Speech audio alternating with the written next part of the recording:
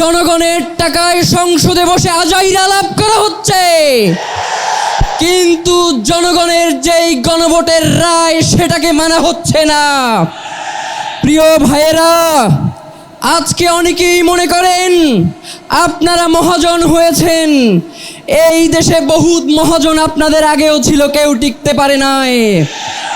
সুতরাং আপনারা যদি মনে করেন নতুন মহাজন হয়ে এই দেশের মানুষের উপরে জুলুম নির্যাতন করবেন, তাহলে আপনাদের সাবেক মহাজন যে দিল্লিতে বসে আছে তার সাথে আগেই কথাবার্তা বলে কোথায় গিয়ে থাকবেন সেটা পরিষ্কার করেন।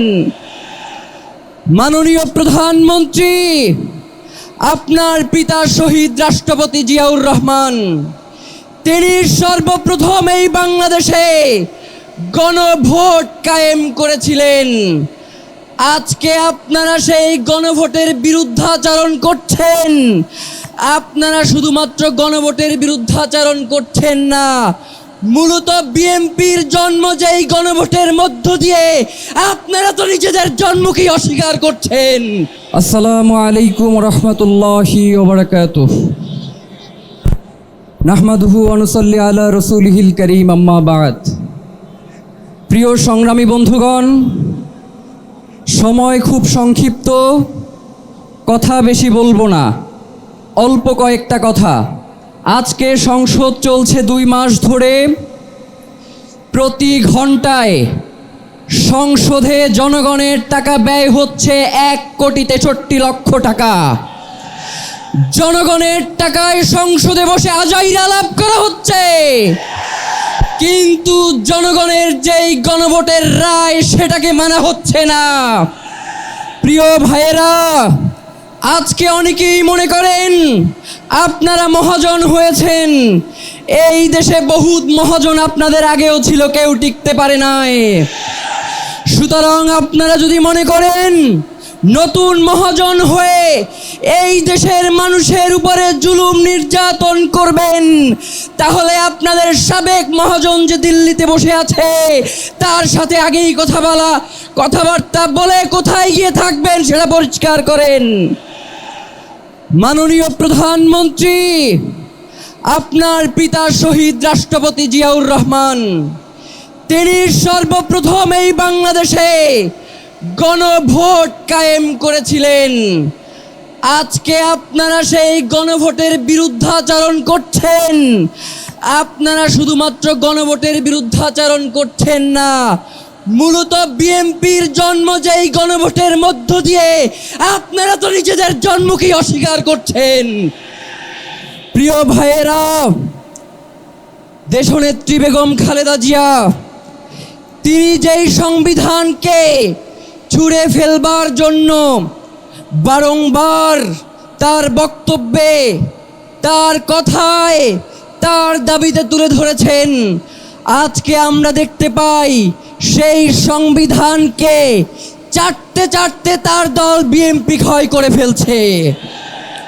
সুতরাং যেই বিএনপি তার শহীদ প্রেসিডেন্ট জিয়াউর রহমান, যিনি এই দলের প্রতিষ্ঠাতা, তাকে স্বীকার করে না, যেই বিএনপি বেগম খালেদা জিয়ার কথা রাখে না, সেই বিএনপি তো তলাবিহীন ঝুড়ি। সেই বিএনপির কোনো মেরুদণ্ড নাই। যদি সেই বিএনপি বাংলাদেশে অরাজক পরিস্থিতি তৈরি করতে চায়, তাহলে আপনাদেরকেও আমরা বলে দেই, আমরা নতুন করে এমন রাজনীতি শুরু করব যেই রাজনীতি হবে আপনাদের দলের প্রধান জিয়াউর রহমান এবং বেগম খালেদা জিয়ার রাজনীতি। প্রিয় ভাইয়েরা, আমরা পর্দার আড়ালের কোনো শাসন দেখতে চাই না। আমরা জনগণ যাদেরকে ক্ষমতায় বসিয়েছি, প্রধানমন্ত্রী বানিয়েছি, আমরা তাদের সাথে সরাসরি কথা বলতে চাই।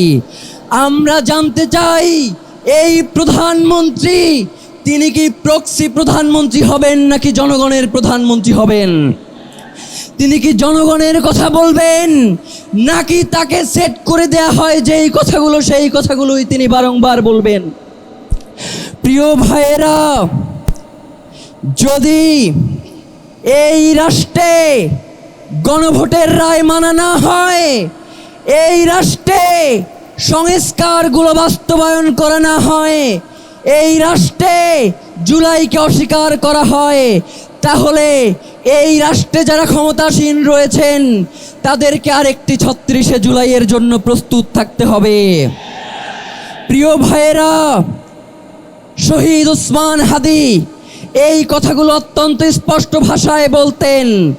আমাদের তো মনে হয় ইলেকশনের পরে আপনারা যে এই ধরনের আচরণ করবেন এইটা ইতিপূর্বেই আপনারা ঠিক করে রেখেছিলেন। নয়তো প্রধানমন্ত্রী বলে গণভোটের পক্ষে হ্যাঁ দাও, আর তৃণমূল বিএনপি গিয়ে বলে না দাও, তার মানে এইটা পূর্ব পরিকল্পিত ঘটনা ছাড়া আর কিছুই নয়, যার কারণেই শহীদ ওসমান হাদিকে বাংলাদেশ থেকে সরিয়ে দেওয়া হয়েছে। সুতরাং শহীদ ওসমান হাদির হত্যার বিচার নিশ্চিত করার মধ্য দিয়ে বাংলাদেশকে আমরা একটি ইনসাফের রাষ্ট্রে পরিণত করব ইনশাআল্লাহ। বিচার বিচার বিচার চাই, হাদি হত্যার বিচার চাই, বিচার বিচার বিচার চাই,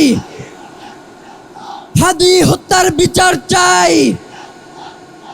সবাইকে অসংখ্য ধন্যবাদ। আসসালামু আলাইকুম রহমতুল্লাহ।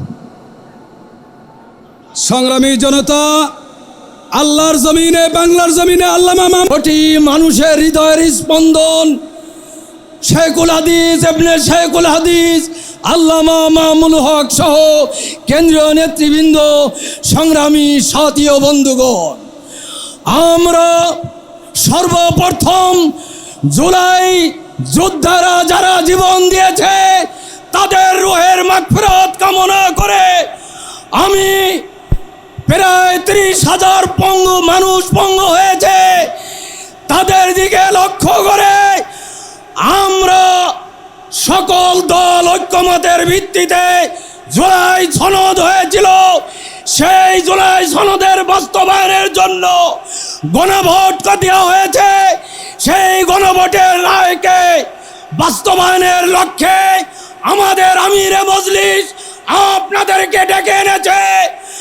আপনাদেরকে আমরা বলতে চাই, এই প্রধানমন্ত্রী জুলাই যুদ্ধের কারণে এ দেশে আসার সুযোগ পেয়েছে, এ দেশের নাগরিক ছিল না, নাগরিকত্ব পেয়েছে। আজকে সে ক্ষমতায় যে জুলাই সনদকে অস্বীকার করে বাস্তবায়ন করছে না, আমি হুঁশিয়ার করে দিচ্ছি, বাংলাদেশের পক্ষ থেকে, ফরিদপুরের পক্ষ থেকে প্রধানমন্ত্রী আপনি যদি জুলাই সনদ বাস্তবায়ন না করেন, আগামী দিনে আমিরে মজলিসের সাথে আমরা সকলেই রাজপথে থাকার আহ্বান জানিয়ে আমার বক্তব্য শেষ করছি। সকলকে ধন্যবাদ। বাংলাদেশ জিন্দাবাদ, খেলাফত মজলিস জিন্দাবাদ।